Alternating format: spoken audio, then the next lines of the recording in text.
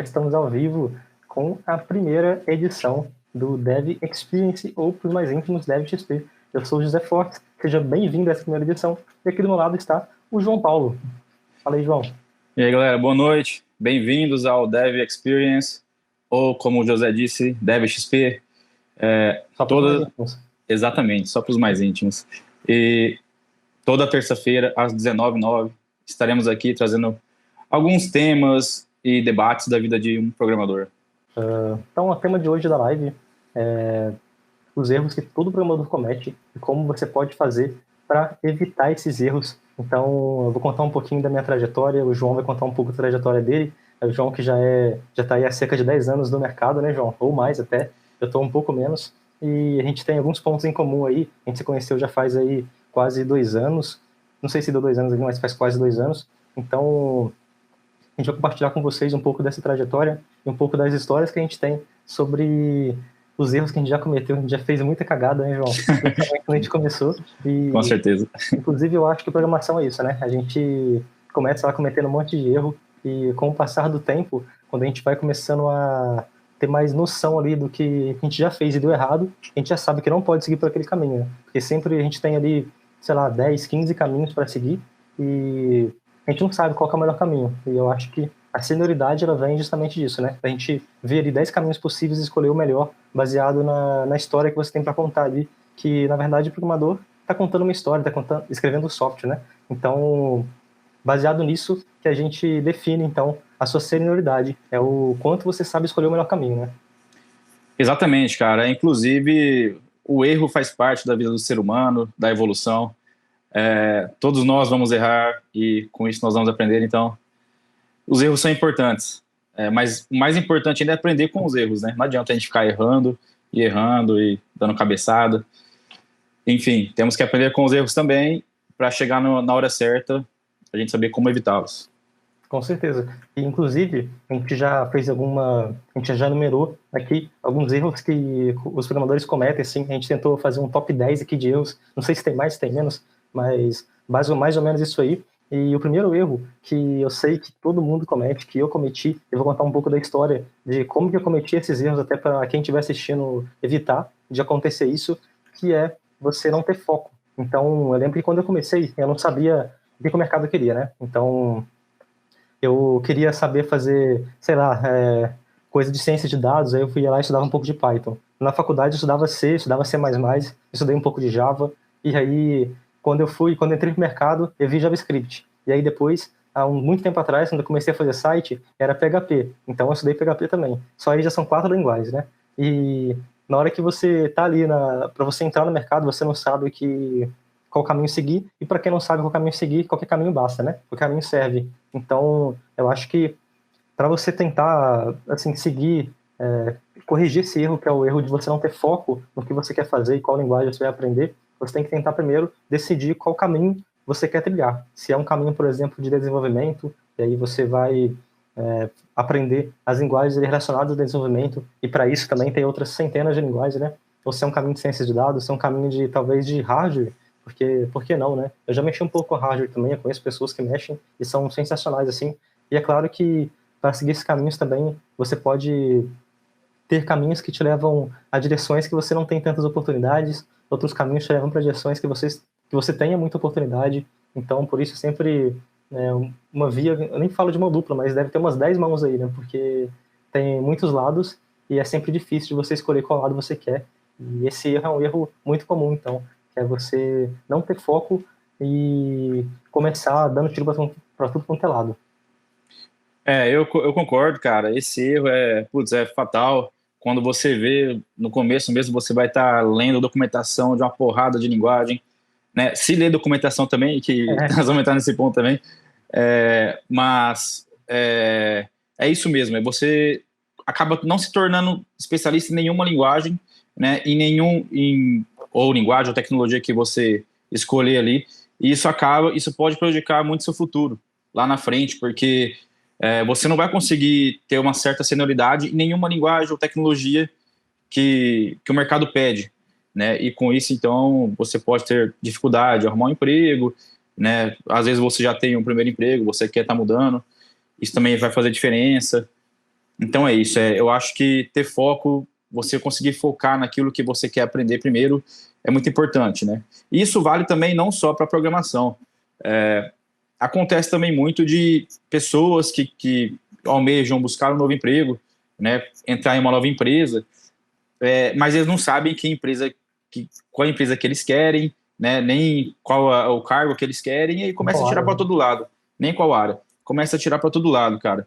E isso, quando você vai ver, você não consegue passar em nenhum processo seletivo, justamente porque você não teve foco. Você não focou, eu vou testar para trabalhar com essa tecnologia. Eu quero trabalhar nessa empresa. Né? E isso é muito importante também na carreira de um desenvolvedor e de qualquer pessoa também, né? Com certeza. Eu lembro que, bom, eu não sei se, eu acho que é um pouco diferente, assim, da maioria das pessoas, mas eu estagiei numa empresa, numa multinacional, que tinha, assim, cerca de, sei lá, 10 mil pessoas, assim, 10 mil trabalhadores, né? Que era a Embraer. E lá, você tinha tudo quanto é área que você imaginar. Você tinha uma área de suporte ao cliente. Dentro da área de suporte ao cliente, você tinha, por exemplo, Salesforce, que é um software, né, um CRM que é bem famoso, assim, para empresas grandes. Isso aí é um foco já, por exemplo. Eu conheço programadores que trabalham com isso, se deram super bem, assim, se deram super certo e aprenderam e dominaram realmente o Salesforce ali, e hoje tem uma carreira brilhante aí, segue aí no Salesforce pro resto da vida, eu acredito, né? Uhum. E eu lembro que eu trabalhei, por exemplo, com um pouco de Python, porque tinha algumas coisas ali de análise de dados, coisas de aviação e tal.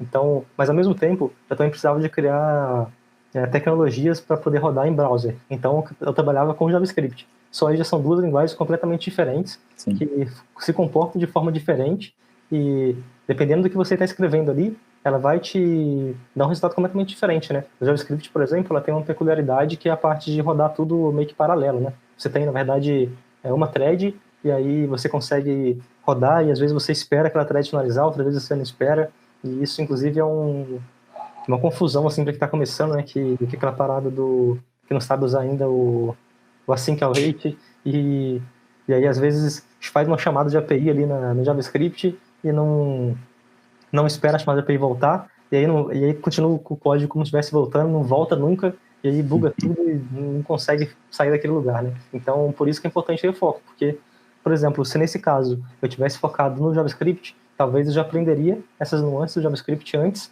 com menos tempo, né, que eu demoraria para poder aprender, se eu tivesse focado no JavaScript ao invés de focar em todas as outras, e, e com isso a minha senioridade, pelo menos no JavaScript ali, já começaria a aumentar. E é claro que a gente tem também 2 pontos de senioridade. Esse é um outro erro também que as pessoas muitas vezes não se atentam, né?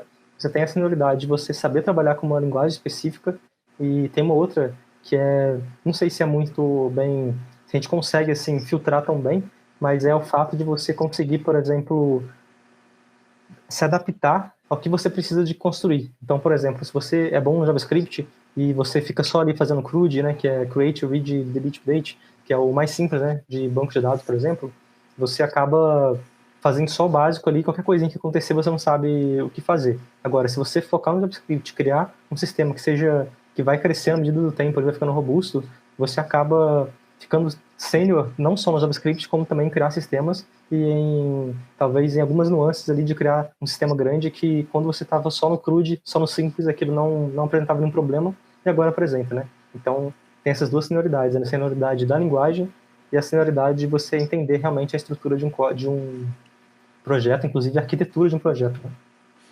Concordo completamente, né? Inclusive, cara, a gente vê muito, eu pelo menos vejo bastante nas comunidades que eu frequento, pessoas que querem aprender algo e buscam diretamente tutoriais, né? E assim, eu preciso fazer um CRUD, um exemplo bem básico.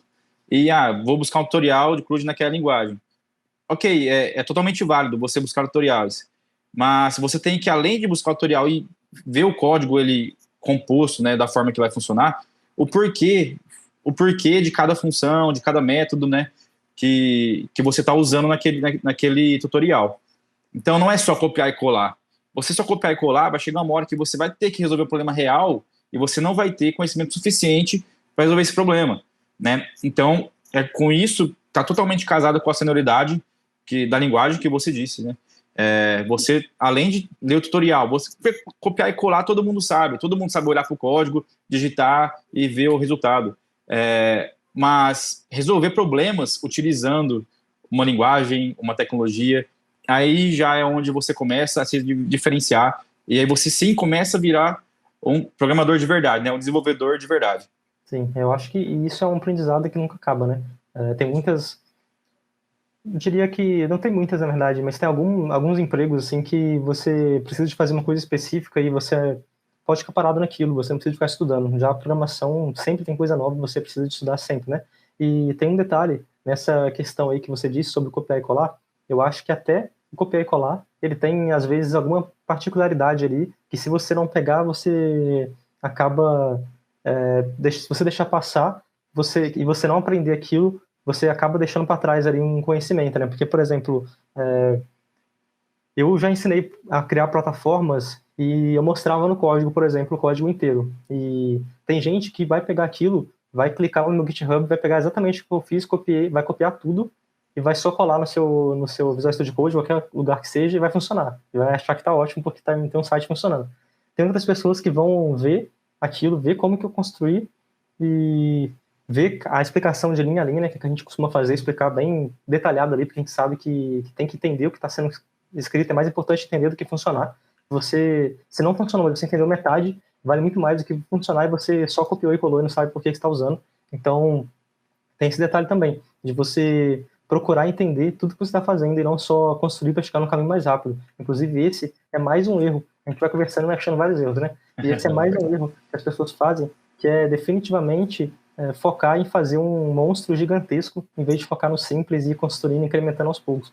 E isso quer dizer não só para o programador, como talvez para um programador que é também um empreendedor, né? Porque a gente sabe que na nossa área é muito fácil ser empreendedor. Não é fácil ser empreendedor, mas é mais simples, considerando que o seu investimento que você vai fazer na sua empresa, que você está construindo, ele também é, no início, pelo menos, parte das suas horas, porque você pode construir alguma coisa, você pode validar alguma coisa, né?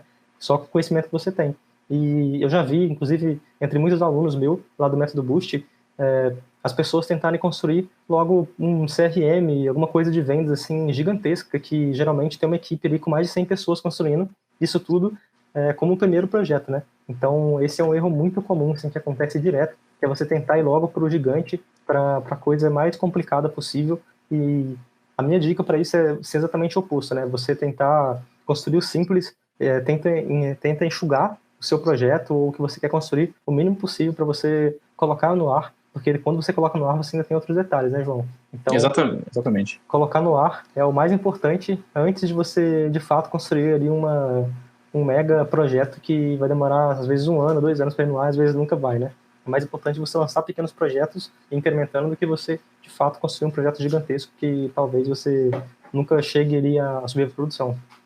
Exatamente. Inclusive, cara, isso vale tanto para se você tiver, como você disse, no caso, tá empreendendo, tentando criar algum MVP, MVP não, né, nesse caso, MVP seria o ideal, mas você tá tentando criar alguma plataforma, algum sistema para você vender e tal.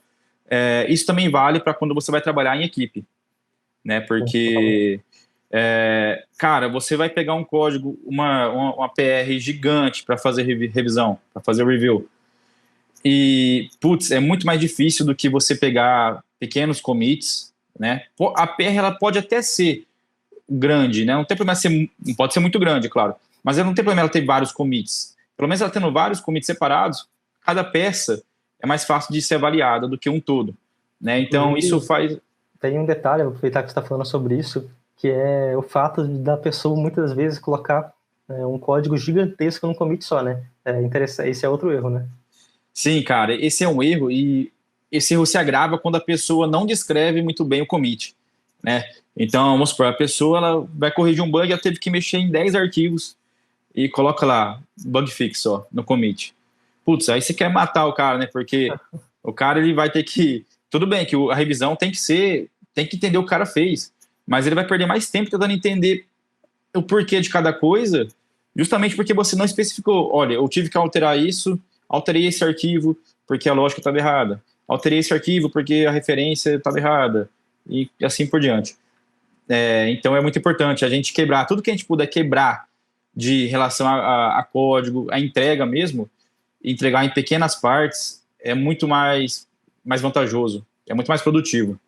Com certeza. Inclusive, né? É um erro muito comum, né? Das pessoas tentarem ali criar um projeto e inclusive não usar o GitHub, né? Tem o primeiro erro é você talvez usar o GitHub de forma errada, que é você construir ali tudo, um embaralhado de coisas ali, tudo num commit só. E um outro erro é você nem usar. E, inclusive, no início da minha carreira como programador, eu fazia meus projetinhos lá no meu computador, eu colocava tudo num zip, eu subia esse zip pro Google Drive, eu colocava no zip a data, que era aquilo. Então, eu não fazia ideia nem o que era GitHub. Sim. E nenhuma outra ferramenta, né? Claro que tem várias outras, né? Então, esse é outro erro, assim, super comum que desenvolvedores mais iniciantes cometem, né? Que é não usar uma ferramenta de versionamento de código adequado. Então, a pessoa vai lá, cria o projeto, e aí está funcionando na máquina dele, vai lá, clica no botão direito, zipa o arquivo, salva lá no e-mail, salva no Drive, qualquer lugar que seja, e aí, como é que fica o versionamento disso, né? Você não sabe o que você mexeu, se outra pessoa for trabalhar naquilo, ferrou de vez, né? Porque aí a pessoa vai pegar um arquivo, daí o arquivo vai estar todo desconectado com o arquivo da sua máquina e aí ferrou completamente. Então, eu acho que uma das principais coisas, cara, talvez antes de você aprender qualquer tecnologia, assim, é você aprender como que você mexe para poder fazer versionamento de código, porque isso é uma coisa que muda da água pro vinho, assim, qualquer projeto que você faça. E isso, inclusive, eu acho que é um erro que várias faculdades, grandes até, né, eu estudei numa faculdade grande e lá eu não lembro de ter uma aula assim de GitHub, de Git, nada. Eu só aprendi assim na prática mesmo.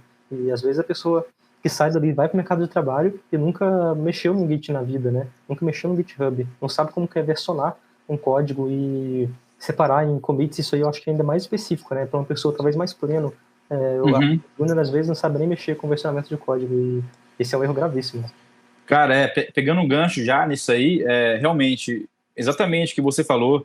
Na faculdade, eu também não me lembro de ter visto isso. E é engraçado que quando eu estava terminando a faculdade e estava almejando meu primeiro emprego na carreira, né? Eu, por contatos assim, tal, um amigo meu falou que conhecia alguém que estava precisando e assim, falei, bom, vamos lá ver, né? Faltava 6 meses para terminar a faculdade, né?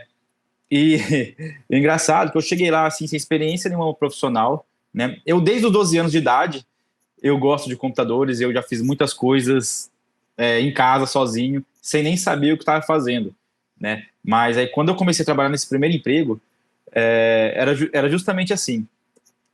Tinha um outro rapaz que desenvolvia a plataforma inteira, era uma plataforma muito grande, era bem conhecida no Brasil, tinha em média de 1,5 milhão de acessos diários, Caraca, muita coisa, né?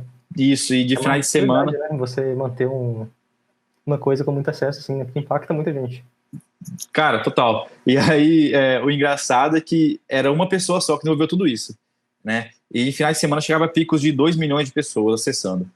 E aí eu comecei a trabalhar lá, tal, criando código, entendendo o que tinha, como fazer as coisas, como estava sendo feito. Era PHP, que a gente utilizava lá na época, né? Com o banco MySQL. E tá, beleza. E aí, quando ia subir alguma coisa, era só o outro cara que subia, né? O outro dev que subia. E aí ele subia dessa forma, ele pegava o código que eu fiz, copiava e Tá? jogava lá no FTP ainda. Jogava no Nossa. FTP, subia, testava, beleza. Dava merda, opa, dava ruim, tinha que sair naquela correria para fazer o rollback manual, né? Cara, E eu vi isso acontecer muitas vezes, muitas vezes. Eu trabalhei naquela empresa por um pouco mais de 4 anos. você vê que uma empresa que tinha um acesso de 2 milhões de pessoas, não é uma empresa que você fez para o seu vizinho usar para poder fazer qualquer coisa, é uma empresa que tinha 2 milhões de acessos no final de semana e que fazia ali o seu versionamento no FTP, né? FTP não é o que vocês estão pensando não, galera. Não sei se alguém não sabe aí, mas é um programa É, para você transferir arquivos, né? É um protocolo, não sei se é um protocolo. é um protocolo. Um protocolo, né? De transferência de arquivos. Inclusive, no primeiro site tem uma. Eu fiz mais ou menos isso aí. Eu tinha feito um site, na verdade, o primeiro não, foi o terceiro site, assim, mas não faz muito tempo, não. Vai fazer uns 5 anos, 5, 6 anos, assim, que eu fiz esse site. E era um site era um marketplace de restaurantes. Chamava Já Chegou, né? O famoso Já Chegou. E esse site, cara, eu lembro que eu usava FTP para transferir os arquivos, né, pro host, sei lá, era em PHPzão lá, raiz mesmo, e eu usava o allhost, eu acho, sei lá, alguma coisa assim. E aí, cara, eu lembro que eu tinha feito um computador pra você ver como qualquer dev, quando tá começando, não sabe fazer o que precisa de fazer, né? E escolhe, às vezes, o pior caminho possível. Eu tava começando, então eu fiz o site, vamos supor, o site abri, eu acho que foi lá. Foi lá pro dia 7 de setembro que abria, no feriado, assim, mais ou menos. E aí eu decidi fazer um computador na tela, né, no browser lá, no site, mas realmente na parte do front-end, que ia contar, até dava o dia, no caso 7 de setembro, às 7 horas da noite, que é onde ia abrir para o cara usar o site. E aí a página inicial era só um computador que ficava descendo. Só que eu não implementei que quando esse computador acabasse, ia aparecer a parte normal. Então o que eu fiz? Eu criei um index, que é a parte, né, a página principal, com o computador, e eu criei um index 2, que era a parte sem o computador. E aí qual era a ideia de gênio? Era na hora que desse 7 horas eu entrasse lá no FTP, trocasse o nome do index para index 3, index 2 para index. E aí tudo resolvido, né? Teoricamente. E você não vai acreditar, cara, mas no dia deu, sei lá, 6h59 minha internet caiu, cara. Putz. A internet caiu, cara. Nossa. Sem contar que essa estratégia sua aí, apesar dela funcionar se você usar um refresh no browser, né? Quem tava com o navegador aberto ou ia ficar zerado, ou, num caso um pouquinho pior, começar a contar negativo, né? Então, a pessoa fala, pô, tô morrendo de fome, não vou conseguir comprar no lanche porque tá contando negativo. Que merda. Putz. Olha aí. E, assim, e eu corrigi isso, tipo, eu lembro que na época a internet de celular hoje é boa. Então, tipo, se fosse, hoje em dia eu não faria isso, né? Pelo amor de Deus, eu ia usar, eu ia fazer o negócio direito. Mas se fosse hoje, ainda ia ter internet de celular ali pra arrumar. Mas na época a internet de celular era muito ruim, cara. A internet demorava muito para carregar as coisas. Eu lembro que eu fui lá com a internet do celular tentar abrir o FTP lá para poder trocar o arquivo e eu consegui, sei lá, era quase 8 horas já quando apareceu o site certo lá pra galera. E era nossa, foi uma doideira, assim, cara. Nossa. Todo mundo tinha jantado já. Então, todo mundo tinha jantado. E pior que esse dia ainda teve bastante pessoa que pediu, assim, no site. Então a galera tava foita lá pra fazer essa encomenda. Olha só, cara. Você vê que tipo, é uma coisa que acontece, né? Tipo, se você tiver, tipo, não tiver experiência no que você está fazendo, você vai tender para fazer o mais rápido, ou o que você acha que é mais simples no momento. E às vezes o mais simples acaba se tornando mais complicado para você, né? Não precisava de ter toda aquela experiência ali para com a pessoa com um computador negativo ou zerado, eu não lembro mais o que acontecia. E esse é só assim, um pontinho, né, numa história que você, se você for pensar, às vezes um iniciante faz assim sem pensar hoje em dia tranquilamente, né? Uhum. E por isso que eu sempre reforço para você não tentar fazer esse tipo de gambiarra aí. É outro erro, né? Não fazer gambiarras, porque pra não acontecer esse tipo de coisa. Porque, cara, quase nunca dá certo gambiarra. Quase nunca dá certo. Sempre vai estourar. E é sempre uma dívida, né? Uma dívida que você tem técnica ali. E eu lembro que eu vi sobre a dívida técnica num evento que eu fui presencial em São Paulo há uns 4 anos atrás. E, na verdade, eu vi, eu acho que sobre débito técnico, né? Que o pessoal costuma falar. E hoje o CTO da empresa que eu trabalho, ele fala dívida técnica. Eu acho que faz mais sentido, porque tudo que você faz isso no código, como esse exemplo que eu te dei, que eu dei para vocês, né, sobre eu colocar lá um arquivo com outro nome no site, tudo isso gera, né, alguma coisa, algum débito, alguma dívida que está lá no código, mas que ninguém consegue ver, né? Não é uma dívida que você vai puxar um extrato para ver todas as dívidas, mas aquilo está lá. Em algum momento, aquilo vai estourar e vai ser no pior momento possível para você. Então, você tem que evitar de construir dívidas técnicas ou débitos técnicos, como você preferir, porque por mais que você ache que é uma solução rápida, vai demorar 1 hora para corrigir, e enquanto você fazer o certo ali no arquivo vai demorar 1 dia, você tem que optar pelo certo, porque na maioria das vezes, né, claro que tem casos e casos, mas um outro erro é optar, né, por soluções simples para problemas às vezes complexos, e você sempre tem que pensar, então, para você evitar isso, em de fato corrigir o seu problema pela raiz ali, corrigir, realmente fazer alguma coisa que vai funcionar 100% do tempo. E tem e aí já emendando em outra coisa, que é, por exemplo, sobre isso, né? Se você conseguir alguma coisa que não vai funcionar, sei lá, por 1 ano pelo menos, provavelmente alguma coisa está errada. Então, nesse meu caso, ele tinha uma data de expiração, né? Ele tinha uma data de expiração que era a data que abriu meu site. Sim. Então, super errado, né? Se você construir uma coisa que ele já vai ser criado para quebrar, em algum momento, ele está errado. E isso serve para vários outros exemplos, né? Acredito que você tem alguns exemplos, talvez, de uma coisa assim. Eu lembro de um aqui, se você não tiver. Cara, pode contar o seu, porque eu não consigo ver nenhum na cabeça agora, mas eu já passei por essa situação, eu lembro que eu tive esse problema, e a conversa foi exatamente essa. Se você está criando algo, e você sabe que em algum ponto futuro isso vai dar problema, você tem certeza que vai dar problema, tá errado. né? Então, assim, por que você vai criar? Né? Mas isso também, né, ajuda a gente a crescer aí, a se tornar um dev melhor. Sim, com certeza. Eu Mas, tive um problema, eu acho que só a Becan tá aí, acho que voltou. Eu tive um problema que aconteceu, por exemplo, que foi com o Facebook. Duas coisas. Inclusive, é interessante para a galera que está querendo fazer um login para o Facebook, pode ser importante, porque eu aprendi da pior forma possível. A primeira delas é que, por exemplo, quando você pega uma imagem, uma foto de perfil do usuário, e você não salva essa foto, depois de um determinado tempo que está na documentação do Facebook, mas eu não li quando eu fui fazer a primeira vez, que é o que o outro erro que a gente já comentou, sobre não ler a documentação, e eu não li. Então, depois de, eu acho que de 2 ou 3 semanas, aquele link da foto, ele se expira. Então, você tem um prazo máximo de salvar a foto. E aí às vezes você cria lá o seu projeto, você salva esse link do Facebook na sua base de dados, por exemplo, que foi o que eu fiz com a foto, e aí depois de 3 semanas o que vai acontecer? A foto vai sumir, vai ficar um quadradinho lá com a foto que não carregou no usuário. Olha aí, uma coisa que foi feita para estragar, que não teria como funcionar de nenhuma forma de eu construir até sem perceber. Isso tudo porque eu não li a documentação direito, por exemplo. Então, tem 2 erros aqui, né? Um de você não salvar o negócio porque estava na documentação que ia dar problema, e o outro é que você não leu a documentação. Cara, não ler a documentação é o que todo dev. Esse, eu acho que eu posso cravar que todo dev comete. Esse erro em algum momento da sua vida, em algum projeto. Cara, vai ter uma. Se você não cometeu ainda, vai chegar uma hora que você vai cometer esse erro. Você vai implementar sem ler a documentação, e aí, em algum ponto futuro, se der problema, você vai saber por quê. Volta na documentação, você esqueceu alguma coisa ali que era importante, que fazia sentido. Pior de tudo, você não saber o porquê, né? Você não ler a documentação, implementar, subiu na minha máquina funciona, minha famosa minha máquina funciona, e aí quando você vai rodar lá, o negócio não funciona, e aí até você descobrir, cara, às vezes você demora dias para você descobrir. E do Facebook mesmo eu tenho um monte, assim. Então, eu acho que, no geral, tudo quanto é integração tem que ter um pontinho ali um pontinho de atenção. Então, isso é mais uma dica do que um erro, né? Que toda integração que você for fazer na sua vida como programador, você tem que ter um pontinho ali de atenção, porque integração tem uma grande chance de falhar em algum momento, cara. Sempre, assim, não sempre, mas tem muita chance de falhar em algum momento. Integração, as coisas geralmente são atualizadas. O próprio Facebook mesmo, ele atualiza ali a API e em dado momento, depois de alguns anos, ela fica depreciada, a API antiga, se você não ficar olhando para aquilo. E se você for pensar num sistema que tem integração com o Facebook, com o Google de login, por exemplo, são 2 integrações, aí às vezes tem integração com vários outros serviços, né?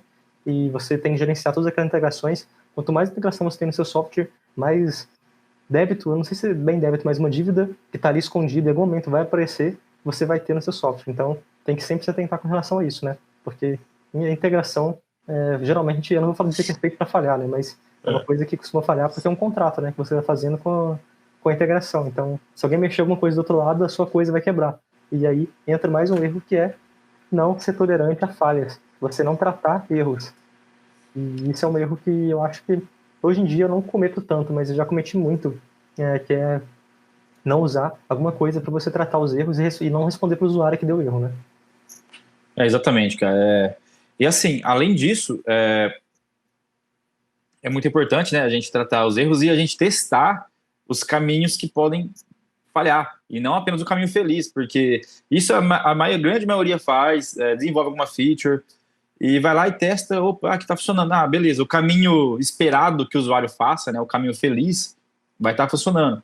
Mas se o usuário fizer um malabarismo e por outro caminho, Sempre que você não faz, estava né? esperando, e, cara, o usuário é usuário. O usuário foi feito, parece que para testar o negócio, né? Então, o usuário, se alguma coisa ali puder quebrar, o usuário vai quebrar. O usuário vai achar uma forma de quebrar, Ele né? vai achar, cara.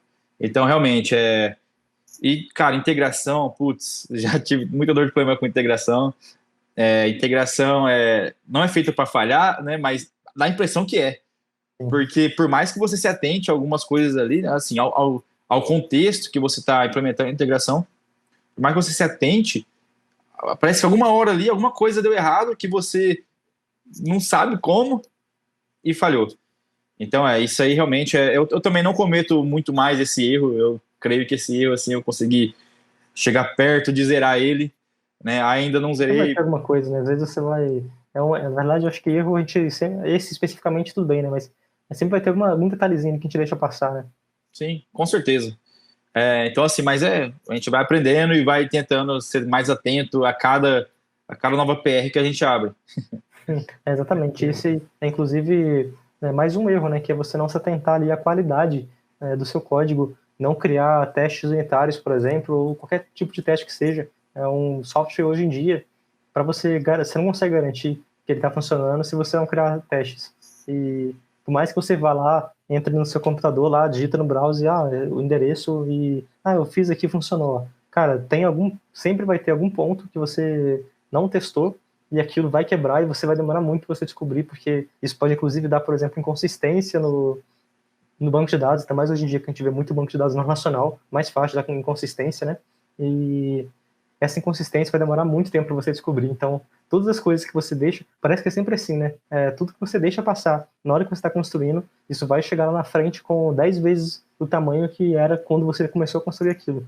Então, esse é um erro muito comum e quanto mais você conseguir prevenir isso e tratar esses erros, mais sênior provavelmente você vira, né, como um desenvolvedor, porque o desenvolvedor sênior realmente é aquele que não só que consiga construir, consiga se virar ali, fazer às vezes até um marabalismo com o que tem, mas sim que constrói um código de uma forma consistente, de uma forma robusta, de uma forma que outras pessoas consigam ler. Esse é mais um detalhe, né? É isso mesmo, cara. E assim, a importância do teste, cara, não é apenas para você entregar os requisitos, né, da tarefa, né? A importância dos testes é para o que vai vir ainda, né? Então, alterações futuras. Você tendo um código bem testado, você vai conseguir garantir que nenhuma alteração futura vai acabar quebrando o que já está funcionando, né? Então, sem dúvida nenhuma, teste é fundamental. A gente sabe que, em alguns casos, alguns cenários, principalmente em startups que estão começando, assim, tal, a galera dá uma negligenciada em testes, né? Para poder priorizar o time to market, para poder lançar logo Realizar tal, o produto, né? E, o inclusive, isso produto. acontece também com pessoas que estão criando softwares, né? Com empreendedores aí. Eu sei que tem bastante gente que me acompanha, que inclusive é aluno e ele é empreendedor, né? Então, isso acontece com frequência, assim, e que é de você tentar construir rápido e você não construir ali testes ou alguma coisa que garanta que o seu software está robusto, está completo, robusto o suficiente, né? Então, Uhum. testes é extremamente importante, assim, e principalmente testar o caminho que não é o caminho feliz, né? O caminho feliz geralmente é aquele caminho que é o perfeito, né? Assim, você espera que o usuário clique nesse botão, faça essa ação e pronto. Esse é o caminho feliz, né? E os outros caminhos, o usuário pode clicar em outras centenas de botões que fazem a mesma coisa, por exemplo. Como que você Sim. faz para tratar isso? Então, Uhum. esse é mais um critério. Se a gente fosse tentar pensar assim, em critério de senioridade, esse aí estaria na lista, né, João? Com certeza, cara. Isso aí, se você souber lidar bem com esse tipo de situação, né, de problema, você com certeza já é um pouco mais sênior do que os outros que não sabem, é claro, né? E esse lance de débito técnico, né, de dívida técnica, fazendo uma analogia aí, com o cartão de crédito. Você faz uma dívida no cartão de crédito e você não paga esse mês. Mês que vem ela dobrou. Não paga mês que vem, vai dobrando. Então, assim, cara, acontece exatamente a mesma coisa num software que vai crescendo e crescendo, né? Se você não pagar as dívidas técnicas, né, enquanto não são muitas, né, enquanto você dá conta de pagar, vai chegar uma hora que você não vai conseguir pagar e essa dívida técnica vai virar uma dívida impagável, né, Tá o que é crescendo. bem pior. Só Daqui a vai pouco você vai crescendo. precisar de marretar o software, quebrar tudo e construir de novo, né? Aí é onde você vai falir como, é, como pessoa, falindo na questão do cartão de crédito, você não consegue pagar, seu nome vai ser negativado e tal. E no caso de uma empresa, você vai ter grandes problemas, porque acaba que você vai aumentar o seu custo com o pessoal de desenvolvimento. Pode quebrar uma empresa, né? Inclusive startups que às vezes não têm um budget tão alto, não podem Sim, errar tanto, você pode quebrar uma empresa, né? Então, inclusive, para você sentir o poder que é de um desenvolvedor, né?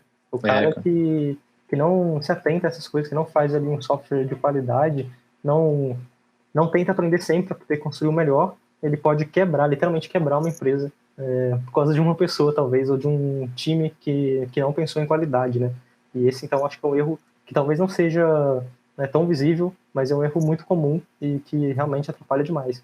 E pensando nisso também, tem um outro detalhe que é o fato de você não pensar na segurança, né? Você não pensar na segurança do seu software e que as pessoas podem tentar invadir e baixar, às vezes pegar algum dado malicioso, alguma coisa assim. Já vi várias pessoas, por exemplo, que nem sequer criptografam a senha do usuário no banco de dados, né?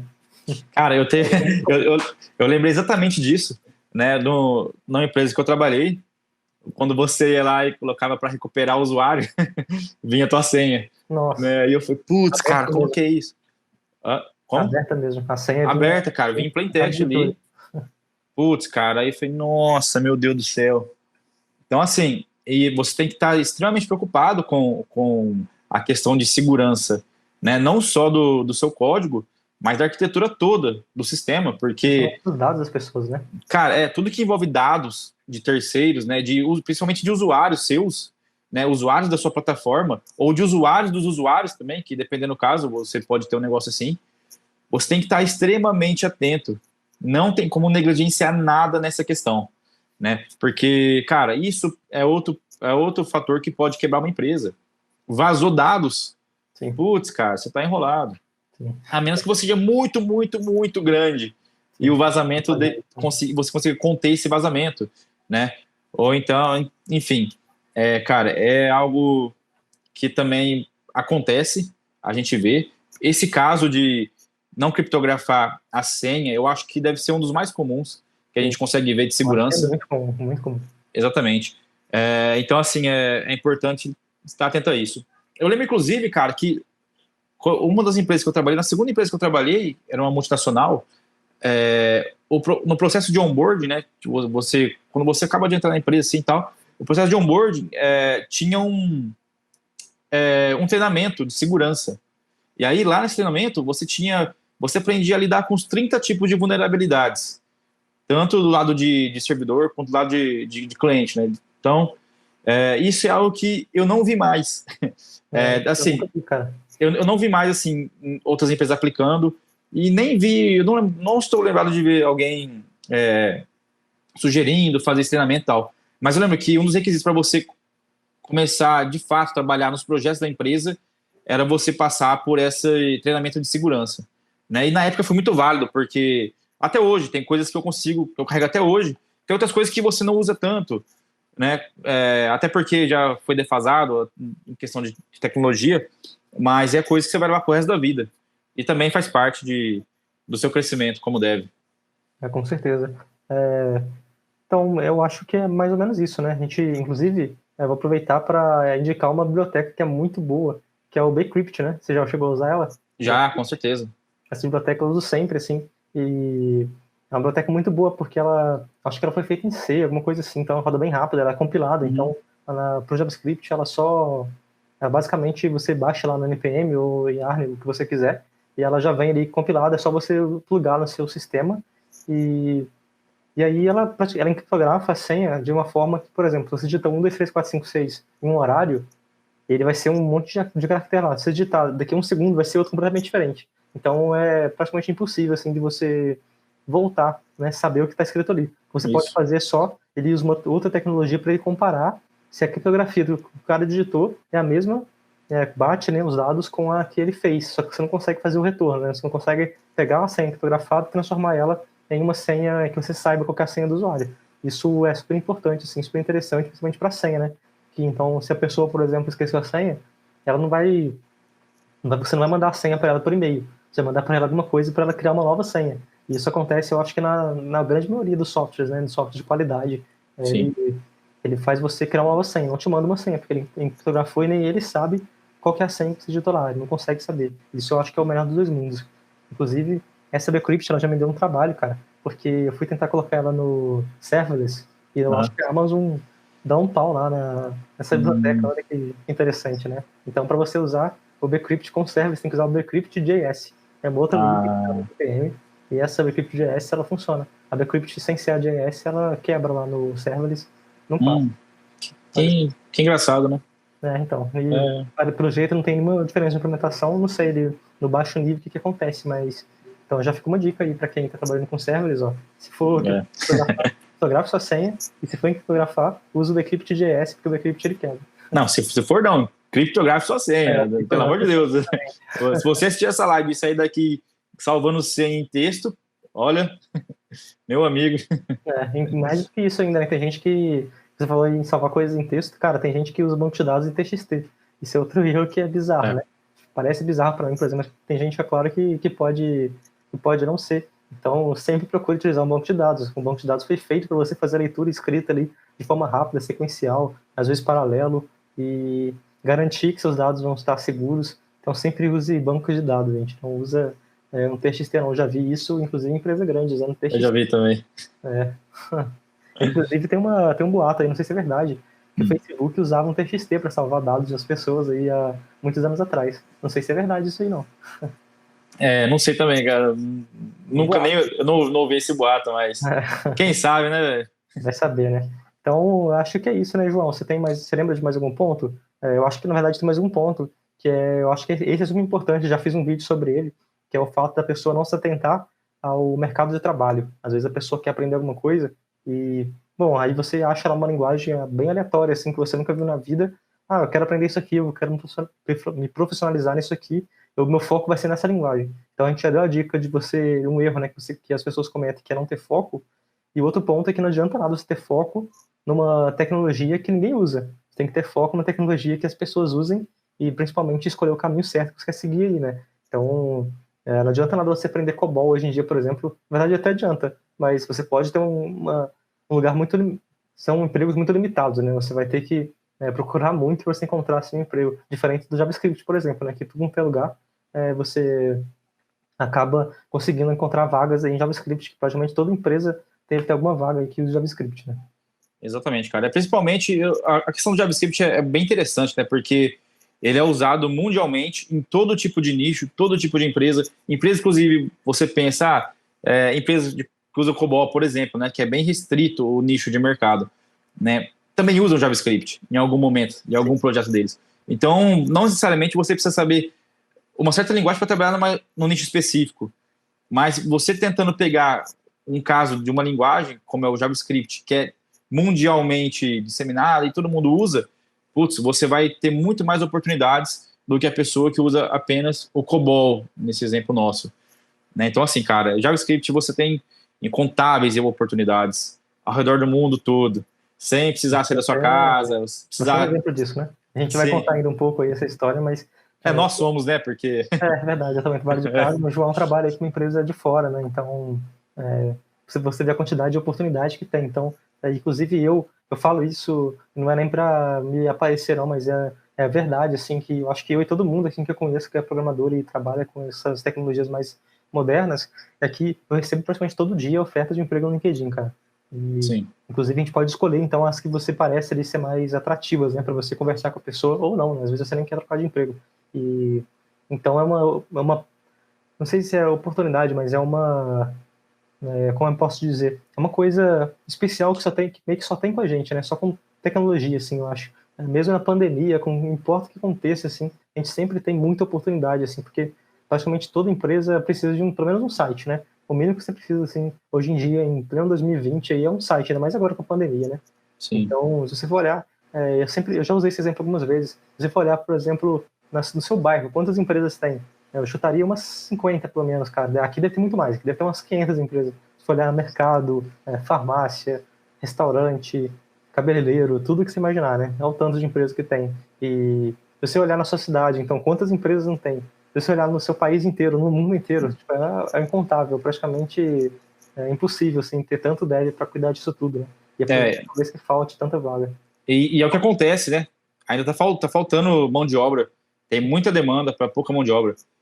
Isso vai ficar por muito tempo ainda, cara, porque é impossível produzir tantos programadores bons assim no mesmo tempo que o mundo cresce, né? Na mesma velocidade.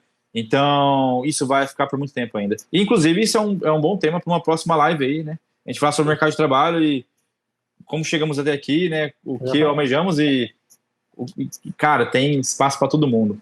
Isso eu posso afirmar. Com certeza. Então, mais alguma coisa que a gente tenha esquecido de falar aí? Alguma coisa relacionada a esse tema? A gente já está chegando no final aí do nosso horário. Acho que não, né? Cara, eu acho que não, acho que a gente abordou. Tem, né? A gente vai acabar vindo fazer outras vezes aqui, algumas outras coisas. Sim. Principalmente que. Cara, assim, eu acho que erros sempre vão existir. Nós sempre vamos cometer erros, né? Seja você sênior, você júnior, você vai cometer erro. Né? O importante, como nós dissemos no início da live, é você aprender com os erros. Né? Não cometa erro de novo. Se você já você já salvou a senha sem criptografia, não salve mais. Né? Entre outros erros. Então, assim, o importante é você aprender mesmo.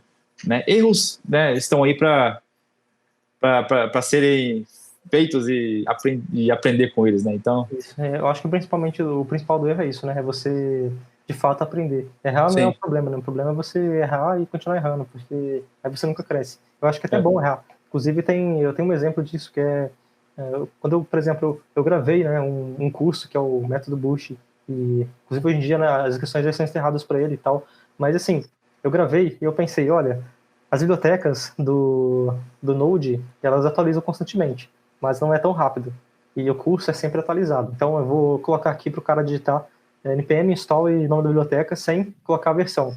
E o que aconteceu uma semana depois? Atualizou a BPEC da versão 4 para 5, cara. Quebrou tudo.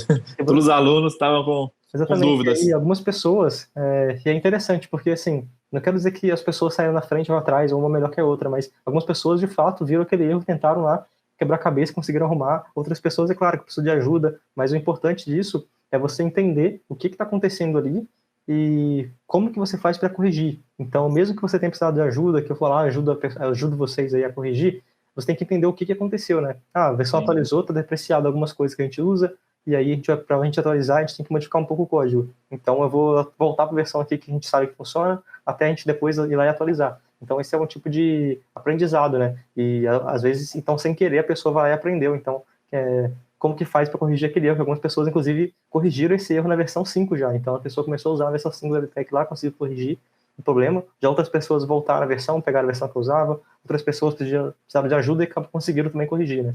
Então, sempre é um aprendizado, e software é isso, né? Aprendizado constantemente. Exatamente. Bom, então a gente falou aí vários erros, a gente vai tentar compilar isso aqui depois em alguma coisa, mandar para vocês aí um videozinho, alguns outros pequenos vídeos também. E então, por isso, terminando essa live aqui agora, eu vou agradecer o pessoal que mandou aí no chat, e se você estiver aí, manda um alô aí pra gente. Então, vou agradecer a Fernanda, que é a minha noiva, o Joibert Serra. Boa noite, Joibert. Hoje não vai ter nenhuma prática. E o J. Nil mandou um salve. Então, salve, J. Nil. E muito obrigado pela presença de vocês. E se vocês curtiram a live, deixa aí o like na live para o YouTube entender que isso aqui é relevante, mostrar para mais pessoas. A gente está aqui para poder fazer conteúdos que sejam relevantes para a área de tecnologia. Eu sei que no YouTube tem 1 milhão de coisas e a gente está competindo ali, às vezes, com algumas coisas que são de entretenimento, que às vezes é muito melhor para a pessoa ficar vendo ali um vídeo de 1 hora de entretenimento do que vir aqui passar 1 hora com a gente vendo coisas de tecnologia, de coisas de erro, que coisa chata talvez, né? Você ficar vendo erro de programação, mas às vezes é 1 hora que você gasta ali por semana, como a gente vai fazer aqui, que pode fazer você crescer na sua carreira, conquistar um emprego melhor, conquistar aí um salário melhor, ter uma vida melhor, uma vida às vezes que você sempre quis ter, trabalhar de casa, né? Uma coisa que muita gente quer. Então, é 1 hora ali que a gente espera agregar muito conteúdo, muito valor para vocês. Então, se você curtiu, já deixa aí também sua inscrição no canal e segue a gente nas redes sociais. No Facebook é Seja Dev Oficial, no Instagram é seja.dev. A gente sempre posta bastante coisa lá também. Eu tenho certeza que se você quer entrar aí nesse mundo da programação e se você gostou aqui do nosso estilo, né? A gente tem um estilo um pouco mais um pouco menos formal, que é o que a gente gosta, né? A gente gosta de ser mais informal. A gente trabalha dessa forma. Então, se você gosta desse estilo, seja você muito bem-vindo aqui. Eu tenho certeza que você vai aprender muito com a gente. E a gente também vai aprender muito com vocês, né? É isso aí. Falou tudo. Então, mais alguma coisa que você quer acrescentar aí, João? Não, cara, você realmente fechou aí, bem bonito. Beleza, então. Muito obrigado a todo mundo que participou. A gente se vê, então. Inclusive, eu estava esquecendo de falar isso, ó. A gente vai fazer o Dev Experience toda terça-feira, às 19h09. Então, para você não esquecer esse horário, hein? 19h09, um horário bem peculiar. É só o Dev Experience que tem isso. Então, terça-feira, né? Sempre falo errado. Terça-feira, 19h09. Já salva aí na sua agenda que a gente vai ter na próxima terça e em todas as outras terças a gente vai ter essa live aqui para a gente compartilhar conhecimento, compartilhar informação com vocês. Inclusive, vocês se sintam muito à vontade para mandar para a gente temas também. Você pode mandar aí no chat, você pode mandar para a gente lá no Instagram, que a gente lê todos os comentários, beleza? Então é isso, né? Uma boa noite para todo mundo. Muito obrigado aí, João. A gente vai fazer muitas outras lives dessas, né? Foi um prazer estar com todos vocês. Já são 8 horas, já estouramos 1 minuto aí do nosso 8h01, já estouramos 1 minuto do nosso tempo. Então, muito obrigado a todo mundo. É isso aí. Boa noite, galera. Fique com Deus. Valeu.